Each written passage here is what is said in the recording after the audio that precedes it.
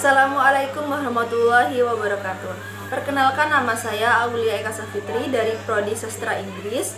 Sekarang saya akan menjelaskan atau memperkenalkan sebuah tempat wisata yang ada di daerah saya, yaitu Bangkalan. Nama wisata ini adalah Pemandian Sumber Pocong, tepatnya ada di Desa Pocong, Kecamatan Merakeh, Kabupaten Bangkalan.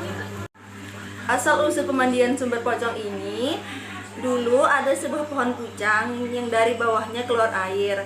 Dari hari ke hari, air tersebut tidak juga berhenti mengalir dan meluas, sampai akhirnya menjadi sumber air. Sumber tersebut kemudian dikenal dengan sebutan Sumber Pucang. Daerah sekitar sumber kemudian dikenal dengan nama Desa Pucang. Lambat laun, masyarakat menyebutnya sebagai Desa Pocong. Untuk mengunjungi wisata ini, kita tidak perlu mengeluarkan biaya sedikit pun alias gratis. Akan tetapi, saat ini Sumber Pocong tidak lagi menjadi tempat wisata karena untuk menjaga ekosistem dan kelestarian lingkungannya. Assalamualaikum warahmatullahi wabarakatuh. Perkenalkan, nama saya Wanitika Lamiutomo dari Prodi Sastra Inggris Angkatan 2021. Di sini saya ingin menjelaskan wawasan Nusantara dari wisata Mercusuar Sembilangan yang terdapat di daerah Sembilangan ke Kabupaten Bangkalan.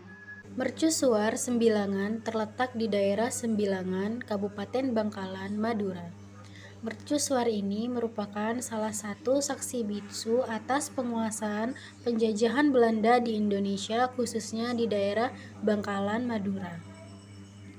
Menurut catatan sejarah, Mercusuar Sembilangan didirikan pertama kali pada tahun 1979.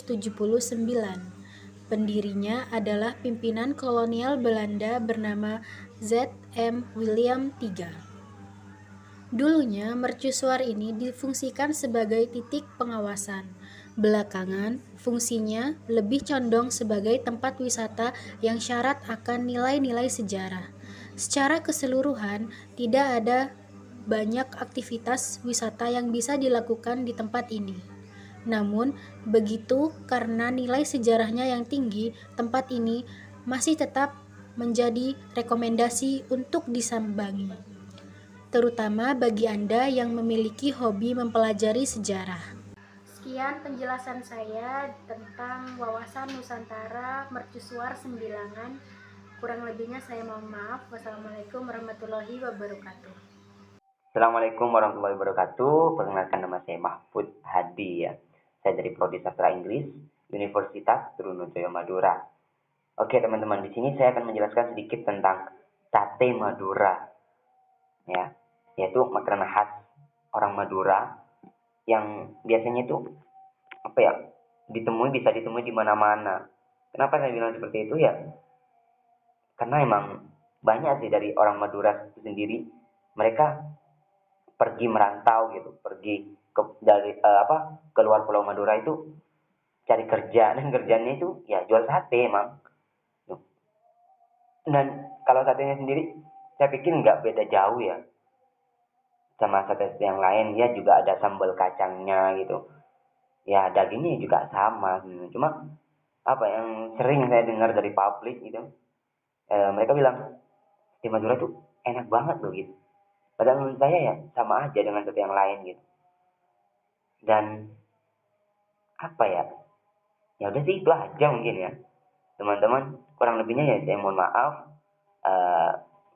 Kalau teman-teman penasaran atau mungkin teman-teman pengen tahu gimana, ya udah datang aja ke Madura. Oke?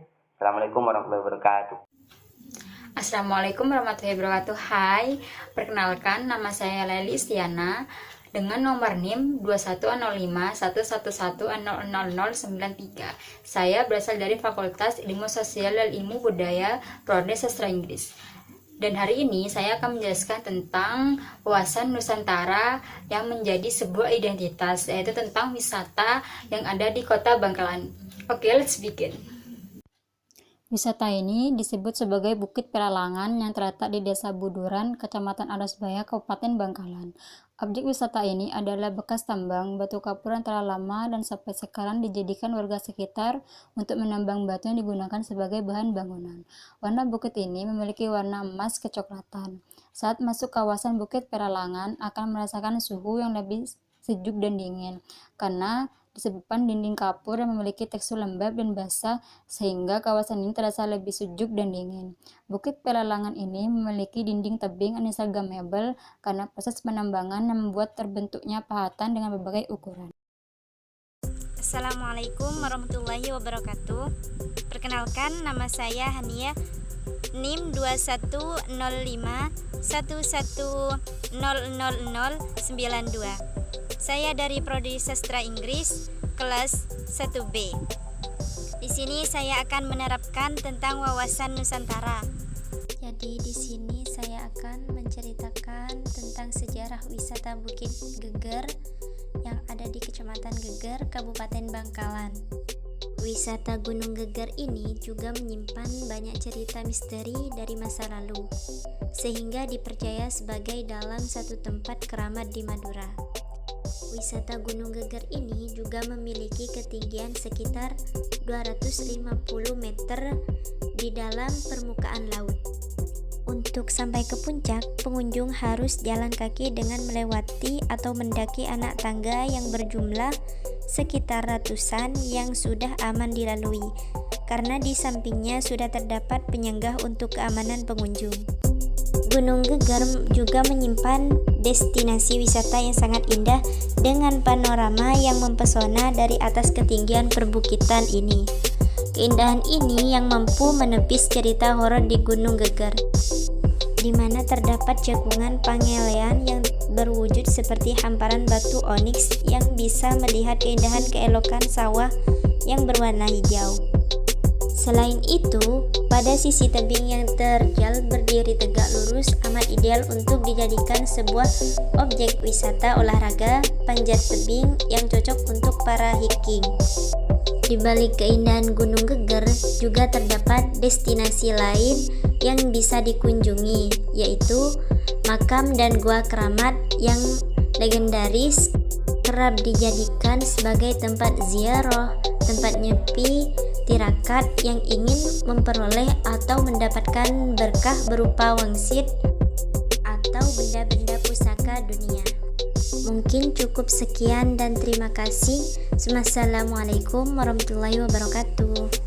Assalamualaikum warahmatullahi wabarakatuh. Perkenalkan, nama saya Rizky Pramana Putra dari Prodi Sastra Inggris dengan nomor induk mahasiswa 2105 111 00099. Di video kali ini saya akan menjelaskan tentang sejarah monumen yang ada di Kota Sampang, yaitu Monumen Trunojoyo. Kota Sampang sendiri adalah kota tempat tinggal saya. Baik, monumen ini dibangun untuk menghormati Raden Trunojoyo. Raden Trunojoyo adalah seorang bangsawan dari Madura. Beliau pernah melakukan pemberontakan terhadap pemerintahan Amangkurat I dan Amangkurat II di Mataram. Raden Trunojoyo dan pasukannya menyerang Keraton Mataram pada tahun 1679, sehingga membuat Amangkurat I melarikan diri dan meninggal dalam pelariannya. Singkat cerita, Raden Trunojoyo berhasil dikalahkan oleh Mataram dengan bantuan Voce pada akhir tahun 1679. Kisah Raden Trunojoyo dikenang melalui monumen Trunojoyo yang ada di kota saya ini, yang saya sebutkan di awal tadi, yaitu Monumen Trunojoyo. Sekian dari saya, mohon maaf jika ada salah kata. Assalamualaikum warahmatullahi wabarakatuh. Assalamualaikum warahmatullahi wabarakatuh. Perkenalkan, nama saya Ardia Pramusti Mutiara Nisa dari jurusan Sastra Inggris Fakultas Ilmu Sosial dan Ilmu Budaya. Pada kesempatan kali ini saya akan menjelaskan atau memperkenalkan salah satu wisata yang ada di kota saya, Kota Sumeneb, yaitu Pantai Sembilan. Kabupaten Sumeneb merupakan kabupaten yang berada di paling ujung timur Pulau Madura yang memiliki pulau sebanyak 126. Dari keseluruhan jumlah pulau tersebut, hanya 48 pulau yang berpenghuni, sementara sisanya tak berpenghuni. Sebagai satu-satunya kabupaten yang memiliki banyak pulau, Kabupaten Sumedang memiliki potensi wisata yang mempesona dengan ragam objek wisata, khususnya pantai dan kepulauan. Salah satunya yakni Pantai Sembilan yang berada di Pulau Gili Genting, Sumedang. Untuk bisa berkunjung ke Pantai Sembilan, Anda harus menuju ke Pelabuhan Tanjung yang berada di Desa Tanjung, Kecamatan Saronggi, Sumedang. Kemudian menyeberang dengan menggunakan perahu komersil menuju Pelabuhan Beringsang, Pulau Gili Genting. Tiketnya cukup murah, hanya sebesar Rp10.000. Setelah sampai ke Pelabuhan Beringsang, Anda cukup berjalan menuju pantai karena lokasi Pantai Sembilan berada di samping pelabuhan. Assalamualaikum warahmatullahi wabarakatuh. Perkenalkan, nama saya Kamila Tawarahmah dengan NIM 2105110096. Saya mahasiswa Universitas Trunojoyo Madura, Fakultas Ilmu Sosial dan Ilmu Budaya, Prodi Sastra Inggris. Saya berasal dari Kota Sampang. Di sini saya akan menjelaskan tentang wawasan budaya di daerah saya mengenai Gua Lebar. Gua Lebar yang terletak di Kota Sampang ini adalah salah satu ikon wisata untuk Kota Sampang. Pemandangan alam yang memukau menjadi salah satu daya tarik tersendiri untuk para wisatawan. Apalagi ketika memasuki Gua Lebar ini, kalian akan bertemu dengan patung penjaga gua, yaitu patung Sakera yang memakai pakaian adat khas Madura, yaitu merah, putih, dan hitam. Menurut kabar dari warga, Gua Lebar ini sebenarnya bukan gua asli, melainkan gua buatan. Sejarah diceritakan penjajah Belanda. Gua ini dibuat dengan cara dibom agar menciptakan lubang yang besar, sehingga jagungan yang dihasilkan dapat digunakan untuk bersembunyi sekaligus sebagai gudang senjata para pejuang. Gua Lebar Sampang ini berada pada ketinggian 500 meter dari atas permukaan laut. Gua Lebar ini juga memiliki ciri khas, yaitu gua berdinding tebing dengan jenis batu kapur berupa batu bata putih. Setelah memburu sunrise ataupun sunset, Gua Lebar Sampang merupakan tempat yang bisa kalian pilih karena keindahan gua akan semakin memukau karena sinar warna kemerahan dari matahari terbit maupun terbenam. Sekian, terima kasih. Assalamualaikum warahmatullahi wabarakatuh.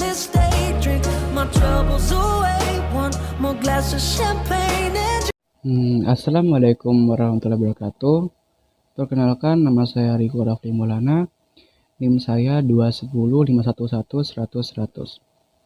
Di sini saya akan memperkenalkan salah satu wisata yang paling unik gitu di Pamekasan.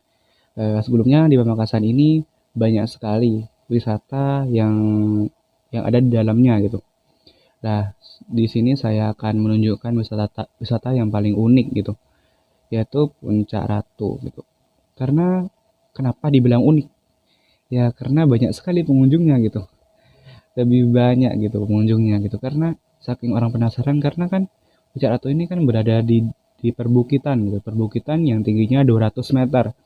Di sana kita tuh bisa disuguhkan dengan pemandangan atau apa ya? Pemandangan gitu, pemandangan Kota Pamekasan yang sangat luas dan jelas sekali. Dan apabila kalian minat ke sana ya wajib banget gitu, rekomendasi banget gitu. Dan untuk itu kita disuguhkan dengan apa ya? Kayak gak cuman pemandangan Pamekasan aja, di sana tuh kayak ada sebuah tempat duduk yang sangat unik sekali. Seperti tempat duduk yang berbentuk sangkar burung gitu. Sangkar burung yang sangat besar sekali dan intinya kalian wajib ke sana sih kalau ingin melihat langsung gitu betapa besarnya gitu. Dan tidak cuman itu aja, di sana tuh kan bisa dibilang alam liar gitu. Nah, di sana disuguhkan dengan alam yang bagus sekali gitu, pemandangannya bagus, pohon-pohon yang rindang gitu. Nah, selain itu ya masih banyak lagi sih yang belum saya ketahui gitu. Ya, apabila ada salah-salah kata, mohon maaf. Assalamualaikum warahmatullahi wabarakatuh. Assalamualaikum warahmatullahi wabarakatuh. Perkenalkan, nama saya Adinda Hafita Dewi dari Prodi Sastra Inggris, Fakultas Ilmu Sosial dan Ilmu Budaya dengan NIM 210511100097. Dan pada kesempatan kali ini saya akan membahas tentang wawasan Nusantara yang ada di kabupaten saya, yaitu Kabupaten Sumeneb. Dan di Kabupaten Sumeneb sendiri terdapat Pelabuhan Kalianget.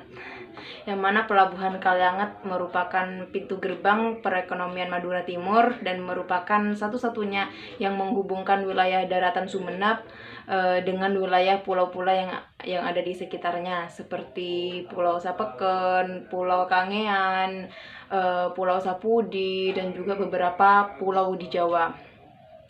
Pelabuhan Kaliangat juga menjadi pelabuhan tertua kedua di Kabupaten Sumeneb setelah Pelabuhan Kertasada di Marengan. Nah, dalam sejarahnya pelabuhan ini dibangun sejak masa kolonial Hindia Belanda, dan dulu pelabuhan ini berfungsi sebagai sarana transportasi penting bagi industri garam di Pulau Madura. Dan saat ini selain melayani distribusi PN garam, juga sebagai sarana transportasi antar pulau di ujung timur Sumeneb dan juga sebagian lagi di Pulau Jawa. Pelabuhan Kaliangat sendiri dibagi menjadi dua macam. Pada di satu sisi selatan untuk kegiatan umum, yaitu diperuntukkan sebagai pelabuhan penyeberangan penumpang. Nah, sedangkan di sebelah utara secara khusus digunakan oleh PT Garam untuk mengirimkan produk garam ke kota-kota lain dan juga pulau-pulau di Indonesia. Nah, selain itu, dalam rangka mempersiapkan pembangunan pelabuhan, telah diadakan sosialisasi studi analisis mengenai dampak lingkungan yang bertempat di Aula Kantor Kecamatan Kaliangat.